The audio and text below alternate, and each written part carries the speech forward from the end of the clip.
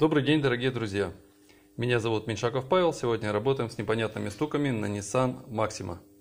Эти непонятные стуки появляются при проезде небольших кочек в виде дребезжания. Дребезжать здесь, как видите, особо нечему, потому что подвеска простецкая до безобразия. А дребезг этот идет от колодок. Вот сейчас я покажу, как колодки у нас болтаются. Что ж вы перестали-то болтаться?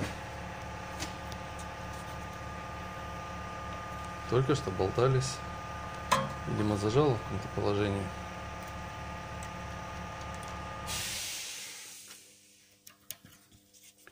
Так хорошо прыгало только что. Сейчас посмотрим. Шевелим маленько.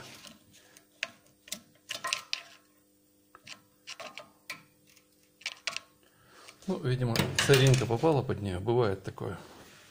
Бывает, только что она болталась.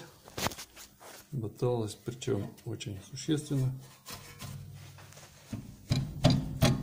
А вот, слышно.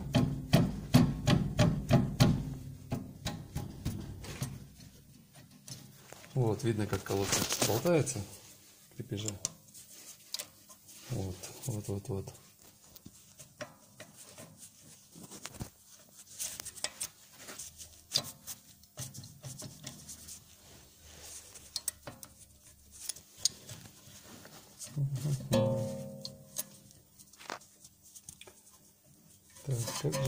Так, как же показать? Так, сейчас вот так сделаем. Отожму скобу немного. Тормозни не будет, видно. Вот. Вот это состояние, когда колодка вот так вот трясется, и ее очень хорошо слышно. Сейчас будем устранять этот дефект. И, в общем-то, я покажу вам все, что у нас тут получится. Первое, нужно отвернуть оба направляющих. Вот здесь. Вытащить скобу, проверить, правильно ходят ли эти направляющие, мягко ли они ходят, не закусывают ли их там, не болтаются ли они там. В общем, все это проверим. Ну вот, суппорт снят. Смотрим. Направляющие ходят, вот это ходит хорошо, очень хорошо. Вот это тоже ходит хорошо. С другой стороны, она, к сожалению, там болталась. И вот смотрим колодки. Вот этот вот дребезг, когда поршенек отходит немного чуть дальше, появляется вот этот дребезг на кочках. Чтобы его устранить, достаточно вот эту верхнюю скобу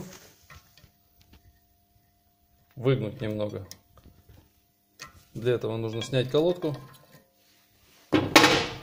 Вставляем сюда отвертку или любой другой круглый предмет и зажимаем ее вот так пассатижами. Большими пассатижами. Сейчас покажу, как это происходит. Вот так вот. Немножко совсем надо жамкнуть, чтобы она выгнулась. Все, этого достаточно. Сейчас увидите, что колодка уже будет сидеть хорошо. Так, вставляем. Нет, надо еще, причем надо поджимать с нижней стороны, потому что вращение колеса идет в ту сторону. Здесь всегда ее будут выпрямлять, стараться, а здесь она просто будет подпружинена с этой стороны. Сейчас я сделаю и покажу, что у нас будет дальше происходить.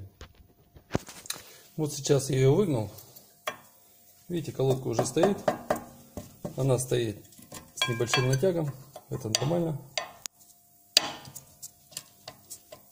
Если поставить новые скобки, оно примерно так же и будет происходить. Ничего не поменяется. То есть оно вот будет зажато. Поджимаем, еще раз говорю, с нижней стороны. Потому что с верхней стороны колесом при торможении будет ее постоянно поджимать и будет выпрямлять, и стук будет снова появляться. Кроме этого, здесь есть еще вот такая пластина на скобе. Ее вытаскиваем. Видите места контактов колодок. Вот одно, вот второе.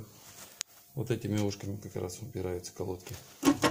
И тоже немножко пластину нужно разогнуть. Придать ей эффект, чтобы она поджимала колодки. В общем-то, на этом все. Можно видео заканчивать, потому что после сборки этого шума не будет слышно. И, в общем-то, что вам тогда показывать? Все, ставьте лайки. Всем удачи, пока.